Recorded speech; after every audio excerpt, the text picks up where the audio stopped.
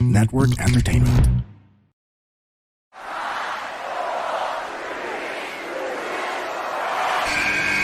Who's ready for story time? What's going on? This is Xavier Woods, aka Austin Creed. Let me talk to him. Hello, WWE Universe in the Philippines. This is Charlotte. Hey everyone, this is Jeff Cobb. I have to finish the story. We are pretty deadly. Yes, boy. Yes, boy. Run! Bang! The sniper is shooting you down. This is TMDK's Robbie Eagles. Hey, this is the Cosmic Cactus, Paul London. Hello, my name is Ilya Dragunov, the Czar, the NXT champion, and you're listening to... And you're listening to... And you're listening... And you are listening... And you're listening to the Wrestling Podcast. The Wrestling Podcast. The Wrestling Podcast. The Wrestling Podcast. To the Wrestling Podcast. Yeah.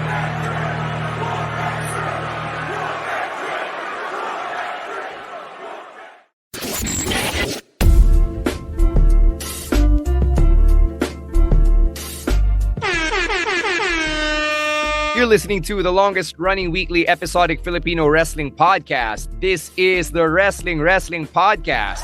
Stan C, Ro Moran, and Chino Liao coming to you on an audio-only Picks of the Week episode. And it's a crazy week, but not in the week that we're used to having in the world of wrestling. And when we say crazy, we mean unpredictable dahil sa mga schedule namin. So all of us have a lot of stuff going on this week. Gawa ng holiday season, the need to racket, the need to attend Christmas parties and all of that good stuff. So as we're recording this, we actually don't know if we're going to have a live stream this week. And it's just the way it is. Actually, as of recording, nalaman ko na lang din na it'll be my last recording for the year. So I mean, it's only 3 more weeks left, so that's fine. Yeah, so medyo biglaan din yung announcement namin of whether or not we have a stream this Thursday, but for sure. Yeah, I mean, it's fine. Kami makapunta. Yeah, I'm sure the people are used to it. I mean, it's not our first time to not have a stream for the week, so they'll be fine. Mabubuhay naman sila.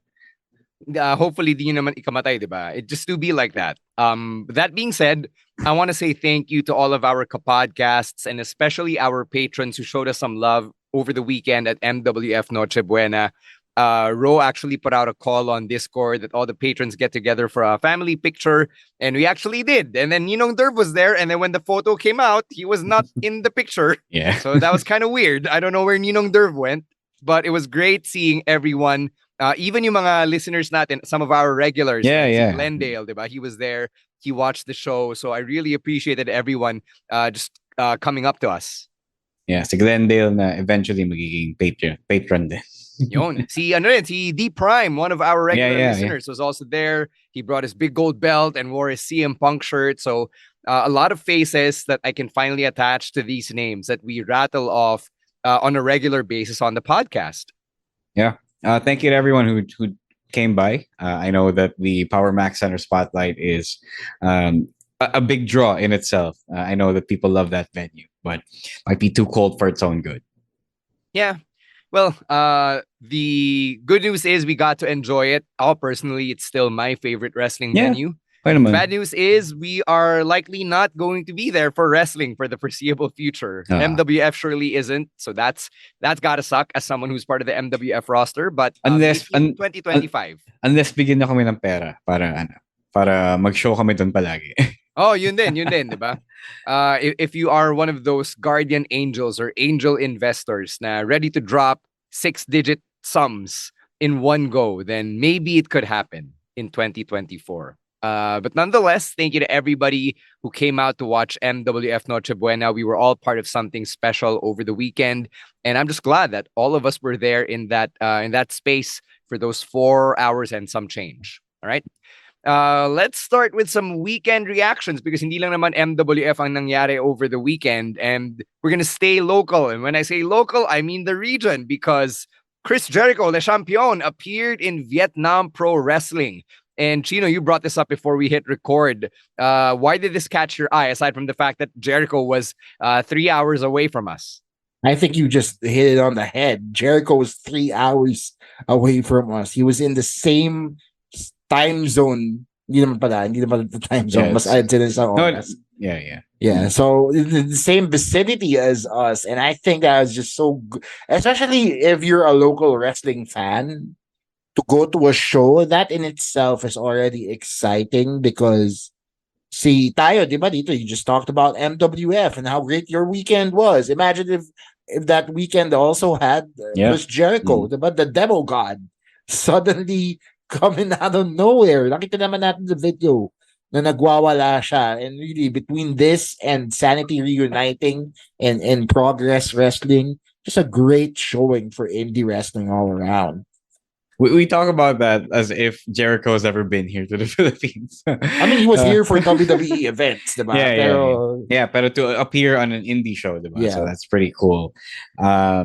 It's actually pretty interesting because it is Jericho appearing, even though he didn't wrestle. Because obviously, I don't think they had the funds to pay him to wrestle. I think kusa lang siyang pumunta doon to satisfy his curiosity, I guess. Because he did talk to our hindi pa naman natin friends, but our colleagues at New Vietnam Pro Wrestling a while back. He had him for an interview.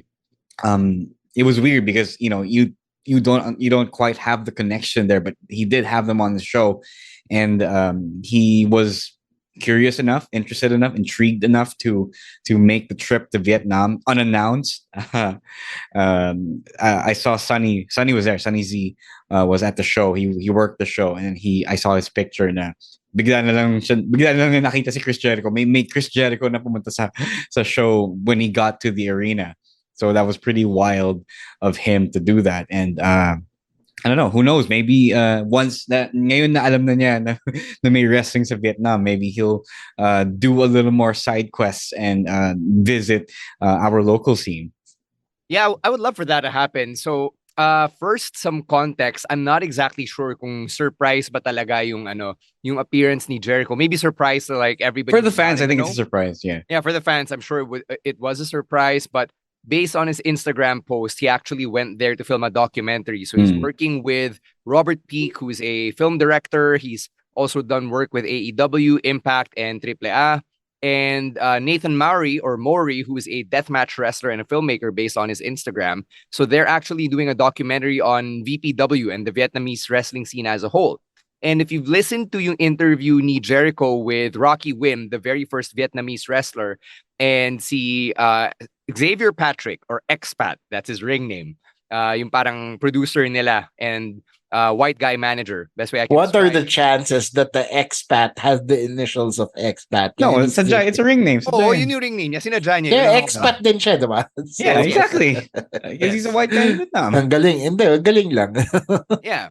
So, dun sa conversation nila, talagang na-enthrall si Jericho dun sa story nila. And Expat was the one who actually reached out to somehow get connected with Jericho. So he shot his shot, and they were able to get their story out there on his podcast. And I guess from there, they built a relationship to the point na Jericho wanted to do a documentary in Vietnam. And now he actually is planning to take this to South by Southwest and Sundance Festival and all the other festivals. So good for them. I only wish that we actually did this for the Philippine wrestling scene ourselves. I don't think malabo siya mangyari. Like, I think we still can.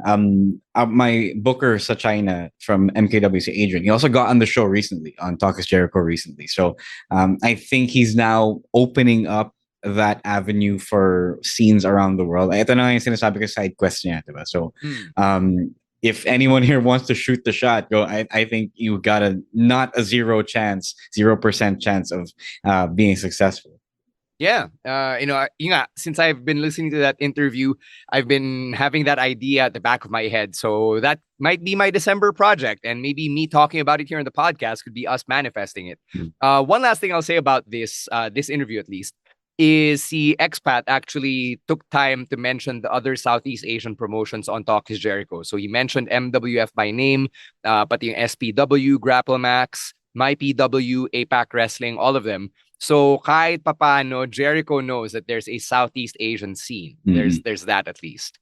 So yun, but zooming out, what a big deal for Vietnam of all places, diba? Kasi when you talk about Southeast Asian wrestling, we think about Singapore and Malaysia and the Philippines, but Vietnam's not really at the top of the list. But for Jericho to be there in Vietnam, big effing deal.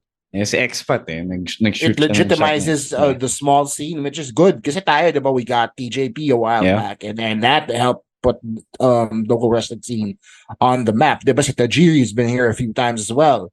Helps out a lot. So whenever there's like a big named superstar or former wrestler that comes to town, it's so important for the scene to grow and to be recognized. Yeah.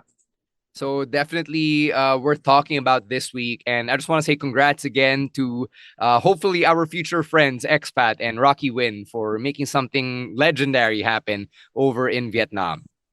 All right, let's cross over to WWE here and talk about Randy Orton signing with SmackDown. So when he came back, obviously he reinserted himself in a Raw storyline kasi he was a Raw superstar when he got injured. And then he had ties pa rin naman kahit papano with the people on Raw. And then when SmackDown aired, it was really all about where Randy Orton was going to sign. So Nick Aldis laid the groundwork and said na he had made an offer to Randy Orton from right under Adam Pearce's nose. Kaya nagpakita din si Adam Pearce, and all of a sudden they had like a bidding war of sorts for Randy Orton. So what did you make of this? I like how he's going by daddy now. That's the greatest thing about this. Na parang nagkaroon siya ng zaddy energy all of a sudden. Yeah. naging Gen Z wrestler siya bigla. Riding on that gimmick. That to me is the funniest thing about it. But I also like how we've mentioned na he signed with SmackDown, but forgot to mention that Nick Aldis took his first bump as a GM. Diba? So I wishful thinking here as a fan of Nick Aldis, but I hope it leads to him doing more stuff in the ring, being a little bit more physical. I don't really know if that's what they hired him to do, but maybe it does, because he also just brings so much experience and so much talent to a wrestling ring like nobody else can. So I was happy for the spot. And I was happy that they are actually putting stock in Orton's name. So much stock in Orton's name that now he's automatically the number one guy to take out the bloodline, and now he's being set to face Roman now. So parang ang ganda din nung balik niya, even though it's been almost 2 years, diba? Yeah. Been longer actually since he was last on SmackDown. Yeah. No, I enjoyed yung sports feel of it. Like some fans don't understand yung pagka-sports niya. I think they've been a little WWE pilled or wrestling pilled to the point na they forget where the sports roots of the business are, the sports part and sports entertainment. So anytime that they actually simulate an actual organization going about it like an actual league, an actual athletic club, I pop for that. I pop for that a lot. So it also helps make Randy Orton a big deal. Siyempre, you wish this happens for everyone that they sign, right? Maybe it might happen more now, especially now that you have 2 general managers and actual general managers, not just WWE official Adam Pearce. So I want to see more of this. Pakita mo sa amin these 2 brands are actually 2 legitimate sports teams playing in the same league, diba? Obviously the analogy is not, completely accurate, but you know what I mean. And some people don't understand it. Some people just want it to be, a story about a wrestling company. Pero the more you root it on how the real life sports world works, the better it is gonna be when it comes to drama. Yeah, that was a lot of fun to watch. Seeing Nick Aldis and Adam Pearce, diba, just go increase yung tension between them, which was already brewing for several weeks, even before this whole Randy Orton hullabaloo came about. So I'm glad na nagkaroon ng payoff kahit paano na, okay, Randy Orton chose SmackDown, he chose Nick Aldis, and then Nick Aldis ended up receiving an RKO for his troubles right there. To go behind the scenes a bit here, apparently merong news na lumalabas na yung pag-shift ni Adam Pearce to exclusively be the GM of Raw mirrors yung kanyang real-life responsibilities of just producing exclusively for Monday Night Raw.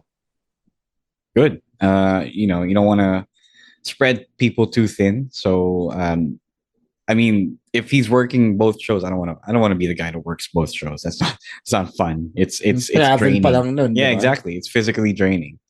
Yeah. I'm just not sure if Nick Aldis also is an exclusive SmackDown producer. Kasi alam ko na one of his roles about when he got signed is to be a producer. So maybe he is part of the SmackDown crew lang, along with whoever else is assigned to just work SmackDown. Marami silang producers. I remember Abyss got signed. The wrestler formerly known as Abyss got signed to be a producer. Di ko lang alam kung saan siya naka-assign, but I think he's doing both. What a time we live in to see all the Impact greats, diba, become producers for the WWE. Because Bobby Roode is also producing now, diba? Yep. So lahat sila. So yun. No, kulang na si AJ Styles. I'm sure he will do that eventually. Yes, eventually. Ang sabihin mo kulang na lang si Christopher Daniels. Pero nasa kabila siya eh. All right, we're going to take a break. When we come back, our picks of the week, all of that on the other side. But first, a quick word from our other podcasts on the Pod Network. Let's get to our picks of the week, starting off with Rowan's, which is from part 3 of MWF Todos Los Wrestling, as in the Aksyonovela TV episode. And this was the rematch between Chelsea Marie and Crystal. So the first match came nung Noche Buena 2022 when Crystal was my PW WrestleCon champion. And then, si Crystal at the time, may iniinda siyang lower back injury. And then Rowan actually points out that Chelsea Marie is still trying to make her comeback. She had to take a medically related break. Yeah, not necessarily an injury break this year. But she also did suffer a facial injury, but that didn't necessarily take her out from the ring. No, but yun yung medyo bigger story arc ni Chelsea for 2023. Rowan also points out the story in this match is that Crystal was being overzealous and thought na, natalo ko na si Chelsea last year, I can do it again. But Chelsea Marie actually got the win over Crystal in this one. And then after the match, this was when, for those of you in attendance, you might remember this, Crystal basically gave a speech that kind of hinted that she was taking a break, not necessarily saying goodbye altogether. And then Emil and Rowan, who were at the show, they were thinking, oh no, please don't make it a retirement speech. Apparently, na-traumatized daw si Rowan because he's already seen 3 of them in his fandom, those being Miguel Rosales from 2018, Rex Lawin from last year, and then Ken Warren from earlier this year. So, yun. Rowan wraps it up by thanking Crystal for everything she's contributed to the scene and by saying that whatever break she gets, she absolutely deserves it. And I agree 100%. So this is a warning to all the wrestlers listening to the show. Huwag kayong mag-retire kasi malulungkot si Rowan. That's the number one reason not to retire. Kawawa naman si Rowan, guys. I'm actually more shocked na nandun pala siya nung nag-retire si Miguel Rosales. Yeah, actually. Yeah, I didn't know he was watching wrestling then. Yeah, so I don't really know what else to say here other than we are just excited to see what Crystal's next step in her journey is. And coming off of what happened at Noche Buena over the weekend, it's also very thrilling to see what's in store for the women's division after that 4-way we saw between Chelsea Marie, Super P, Joya, and Patricia Ligaya. All of these wrestlers came into the ranks years after Crystal made her debut. And as Crystal herself would tell you, when she started out, it literally was just her. And then it's been a very rocky road for her to get to this point where if that was indeed Crystal's last match in MWF or in the Philippines, she's become this big of a deal where she can put over people and put them over real good. Kasi Crystal is a bona fide star. This is a woman who WWE basically announced as part of the 2018 Mae Young Classic, and then nagkaroon lang ng aberya kaya hindi siya natuloy doon. But if in 2018 pa lang people were already Crystal had already made believers out of people in very high places, then I hope that 2023 or 2024 Crystal can continue breaking more barriers and kicking down many doors, not just for herself, but for other women in the Philippine or in the regional scene as a whole.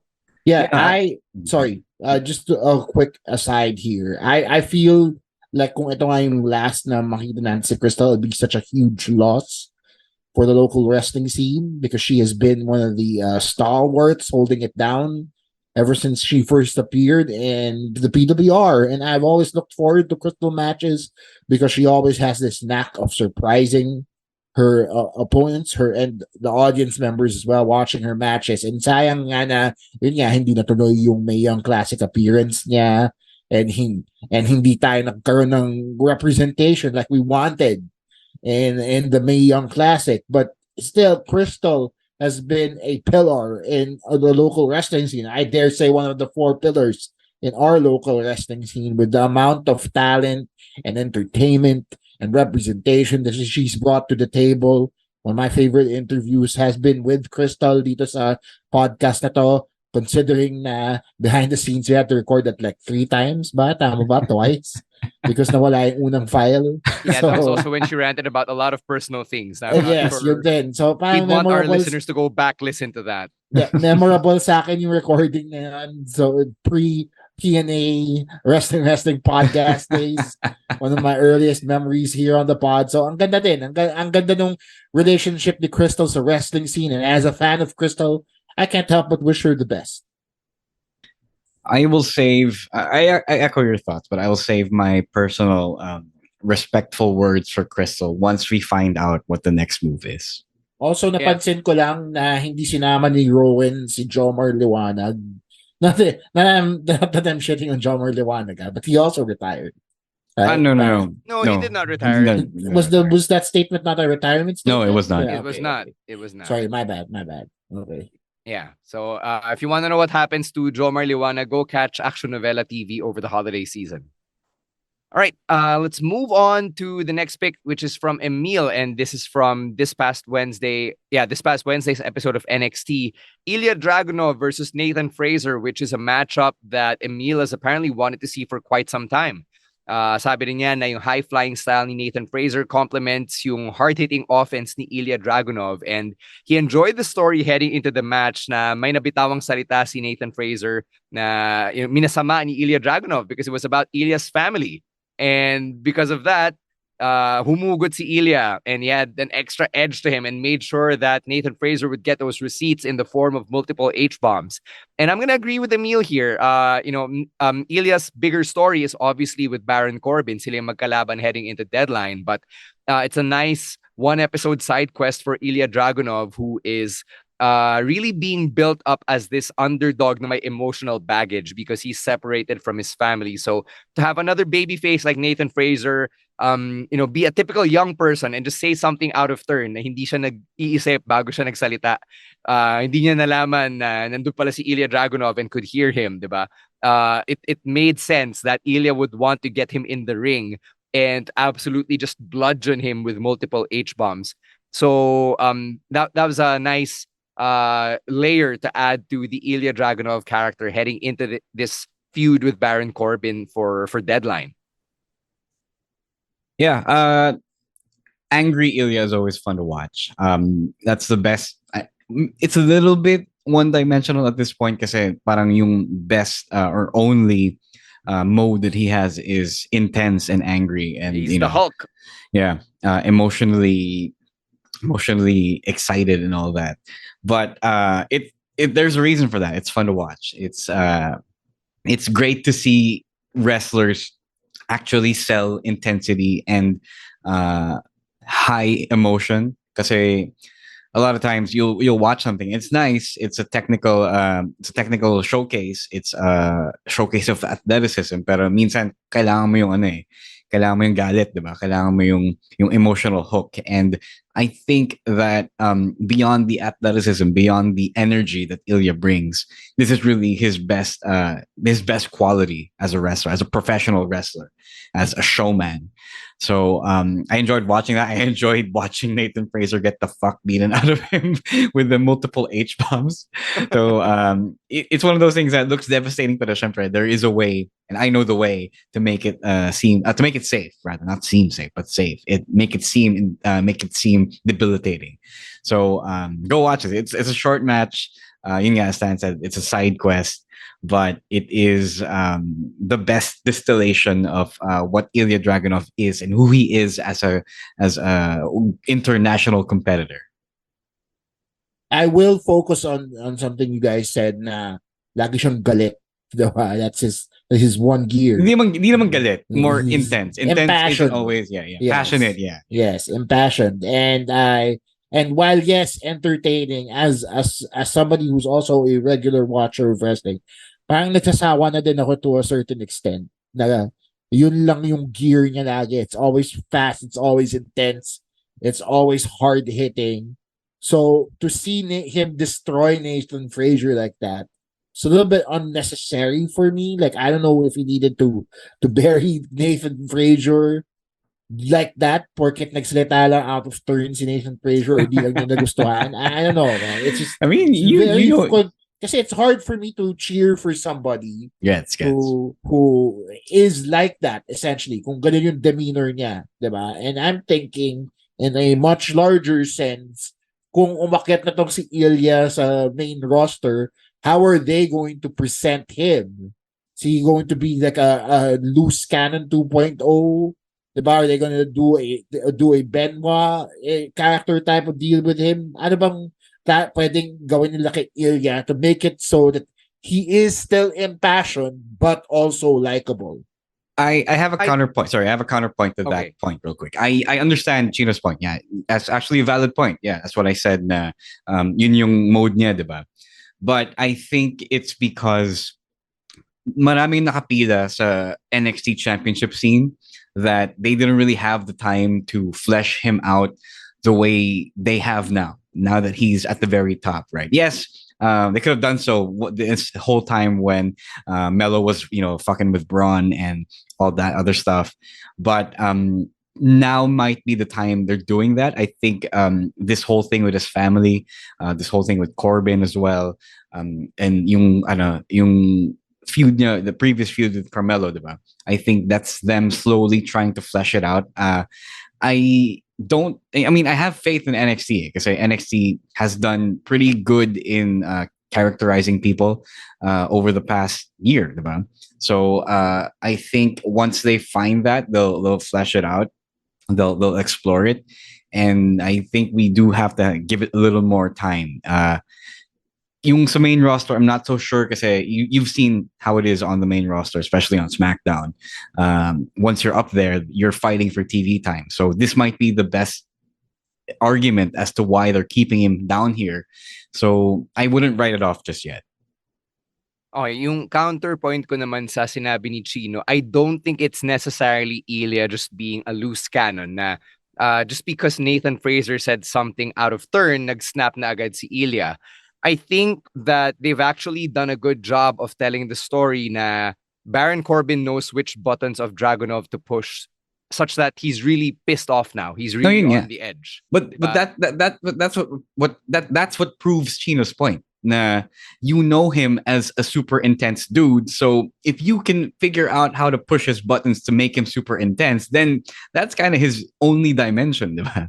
So no, but the dimension or the layer is that it's rooted in him missing his family because he's alone. But how else? It's not like before where Ilya is just angry all the time because that's how he's wired. It's very different for me.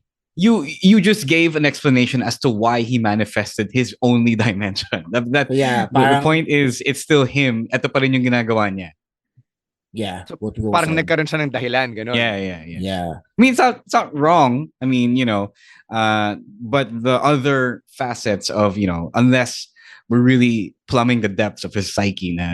I mean, gets ko naman na wala na tayo dun sa old school style of storytelling, right? That where everybody's a little bit more nuanced nowadays. Pero with somebody like Ilya, it's really hard to stray. You have to tread lightly when you're telling a story about somebody who's really this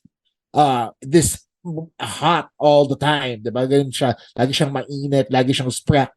Diba? So that's why I'm having difficulties following his story for now. Pero yun lang naman yung point ko. I think I'm also spoiled by how Shawn Michaels' team has treated someone like Von Wagner. That dude got a whole therapy session. He got a whole set of therapy sessions, and we got to know him a little more. And may pag-asa pala yung mga wrestlers na parang wala na pag-asa. Parang yun na sila.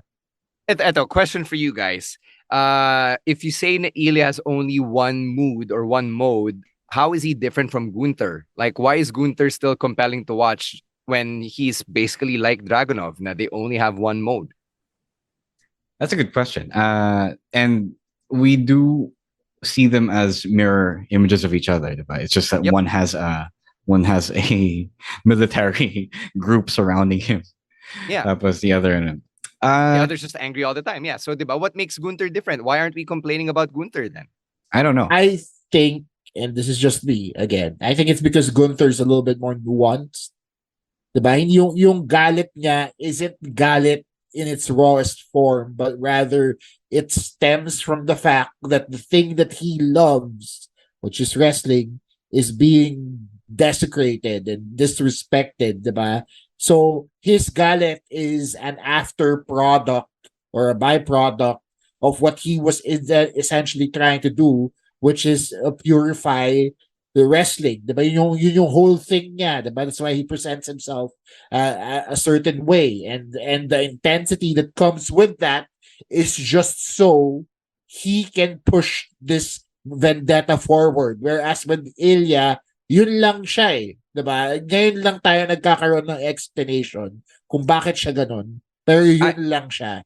With Gunther, I think it's a little bit different. I actually also just thought of a reason why I feel Gunther is more nuanced. Because I've seen Gunther be angry the way Ilya is angry. I've also seen him be smug. I've also seen him be a quiet dick to someone like The Miz, right? Or Ricochet or whoever, diba? I've seen him I've seen him be a dude as well. I've seen him be a straight up normal guy. It helps that it's also outside of the canon, but I've seen a lot more emotions out of Gunther, whereas I have only really just seen Ilya scream and shout. Right. I was actually gonna add to the other emotions Gunther has shown is kaya niyang i-gaslight sina Vinci and Kaiser. And to pit them against one another, diba? And you can call the weirdos online weirdos. And they will love him for it. Yeah. All right. Ilya Dragunov versus Nathan Fraser from last week's NXT. If you haven't seen it, go catch it. Sticking with this episode, yung pick ko naman is that fatal four-way in the main event where Wesley had to defeat Johnny Gargano, Bronson Reed, and Cameron Grimes to become #1 contender for Dirty Dom's North American Championship. So I liked how they spent the show giving us vignettes of the three former North American champions and reminding us why they're a big deal, how they won the title, when they won the title, and what they've done kahit papano. Even though, looking back, yung reigns in Bronson Reed and Cameron Grimes weren't as memorable as Adam Cole's reign or Johnny Gargano's reign. But, that said, still a good job of reminding us that, yeah, these guys were threats when they were around on NXT. And then the match itself was really off the wall. It was super fun seeing Wesley wrestle with that pressure na alam niya na this would be his last chance at getting back at Dirty Dom. And if he messed this up, someone else is going to challenge him for the North American Championship. So there was that sense of urgency that I could see in Wesley's actions. And the other three din naman, pinantayan din nila. Like, it wasn't straight up obvious that Wesley was going to win it, even though Wes was the only full-time NXT superstar there. Like, I could see Gargano and Bronson and Grimes all try to make it look like sila na yung mag-advance. So I appreciated all of that. But when Wesley did that final cardiac kick and got that pin, yun yung punctuation mark after a very frenetically paced match. Sunod-sunod yung mga high-impact moves nila. I really enjoyed that. Great way to main event NXT. It's also one of those matches that kind of harkens back to the black and gold era. That's something that I felt while watching this one. So as soon as I saw it, I was like, I'm going to earmark this for my pick this week. It's really fun. It's fun, no doubt, because you've got like 4 guys in the ring, and 3 of them are already on the main roster.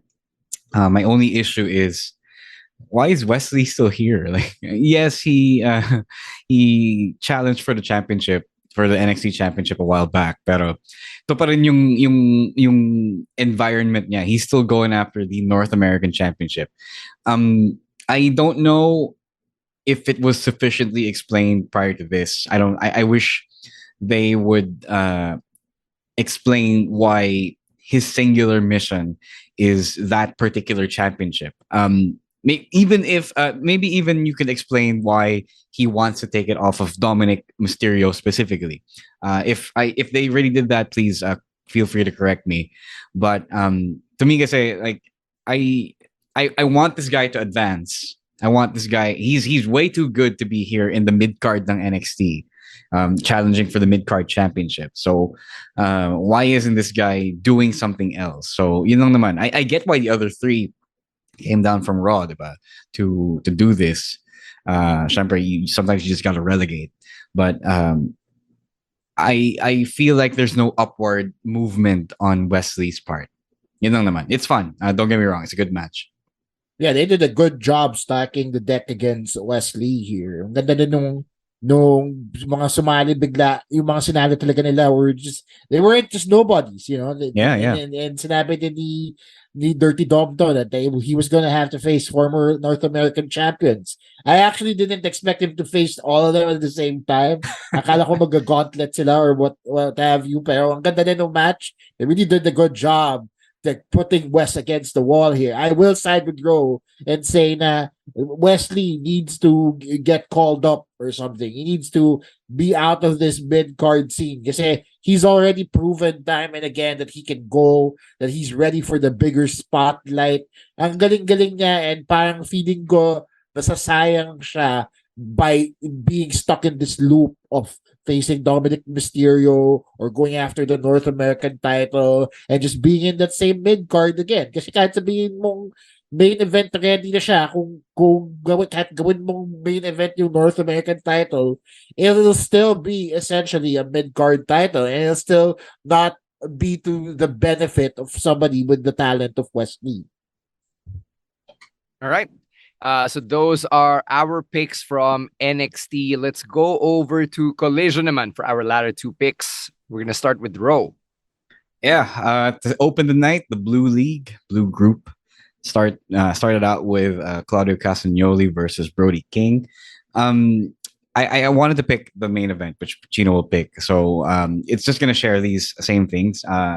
Continental Classic is really good. This match is really good. Brody King, hindi naman surprised me with his performance. I knew how good Brody King really is.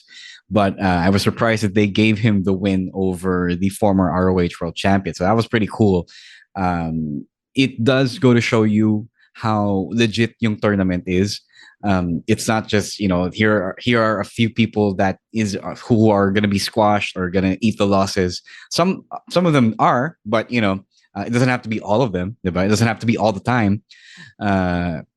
You get a fun Japanese style, King's Road style match every now and then, maybe more so every week, kasi you get paired with these same group of people, diba? So that's pretty cool. That part. It's really fun to see this whole thing. It's a whole cheat code, really. When NXT did it, it was fun because you take the best and then you just tell them to go out there and rip it up. And at this point, it might very well be the lasting legacy of New Japan to the world, to the wrestling world. But I don't mind it. I mean, it's an easy layup when it comes to producing great wrestling content every week. I'm not going to dispute that. But if you want to showcase how good your guys really are, a tournament like this is the best way to do that. So, please go watch that. If I know it's tough to go through each day of a round robin tournament, especially when you know that the last few days or the last few matches really only matter. But syempre, in a setup like this, every match, every win does count toward the final outcome more so than a single elimination tournament. So please go watch this if you haven't started watching it yet. Yeah, I was also surprised with the Brody King win. Kala ko talaga na si Claudio, diba? And sino na, I can't remember if it was Rowan or Emil that said it, na naglagay sila ng mga choppers to eat the pin dito sa Lions leagues na to. And it's just funny because clearly by the evidence of this match, it's just not true. Diba? Brody King brought out all the stops, big boys hitting big boys, meat on meat action, which I always love. So, ang ganda din ng action nito. And in general, yes, tama si Ro na it is a cheat code for wrestling companies to just rip the New Japan Cup and do their own spin with it. Pero, I love it. I don't really know what to say. Kasi dito talaga na-utilize ng AEW yung depth ng roster nila eh. Diba? With the 100 or so guys they have signed right now, this cup is the best way to showcase all the talent that we may have overlooked or have forgotten that are part of the roster. So ang ganda lang, and I can't wait to see all the future matchups that we might get out of this. Yeah, echoing everything you guys said about this one. But I just gotta ask again, and I believe we asked this last week on the stream.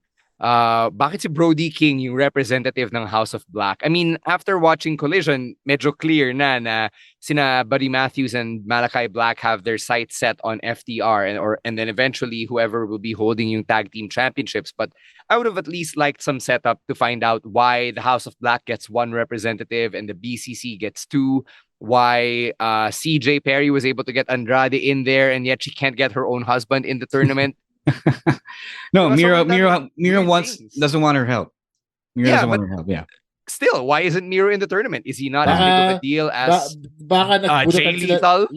Baka nagbunutan sila ng straws. We don't know why. We don't know anything. That's the failing of Tony Khan there. Yeah. It's easier to buy kasi in New Japan where the roster is significantly smaller than AEW, especially when the G1 is a heavyweight only round robin tournament. Yep. So that's right. Stands right. Now Tony Khan did have to explain this. He could not just have relied on the hype of a round robin tournament with the best wrestlers, or some of the best wrestlers in the company. So that's can't let him slide for that one.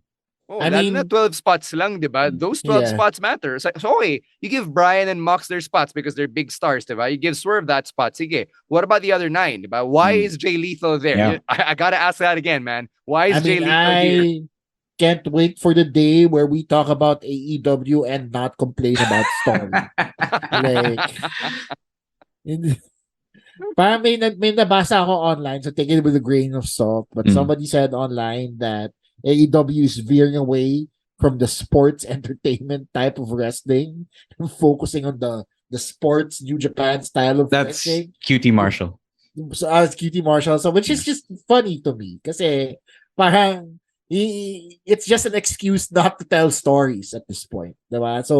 So if that's where they're going with right now, then all the best. Kasi nakita naman natin na action heavy talaga yung AEW, but wrestling is still a storytelling platform and there are still these problems that arise. So I would much rather you guys tell stories while wrestling. It's not like they're not telling stories. Yeah. MJF is there, Timeless Tony Storm is there. Yeah. You have the Elite and the Golden Jets, what they were doing, diba? Those are stories that I actually sunk my teeth into. That statement by QT Marshall is actually pretty misleading. Actually, imagine disappointing coming from such a veteran and a coach like him. So I'd rather get into that on the stream because it's such a deep conversation that is misleading and baiting a lot of anti-AEW fans. Actually, the whole if the round robin tournament is a cheat code for companies, AEW not telling stories is a cheat code for content, for wrestling content creators. So that's a whole other can of worms that deserves its own conversation in an actual live stream episode. But anyway, yes, good stuff. Wish it was explained better, but sometimes like basketball, good wrestling absolves a lot of sins. Mm-hmm. All right, let's wrap it up with Chino's pick, which I definitely agree is worthy of a spot in this conversation. Yes, consensus pick na din to, I guess, for everybody. It's Eddie Kingston versus Bryan Danielson in the Blue League of the Continental Continental Collision. Classic. There we go. Classic. Kaya mo yan. The Continental Classic. There we go. Yeah. On Collision. Yeah, dagdagan pa natin isang C.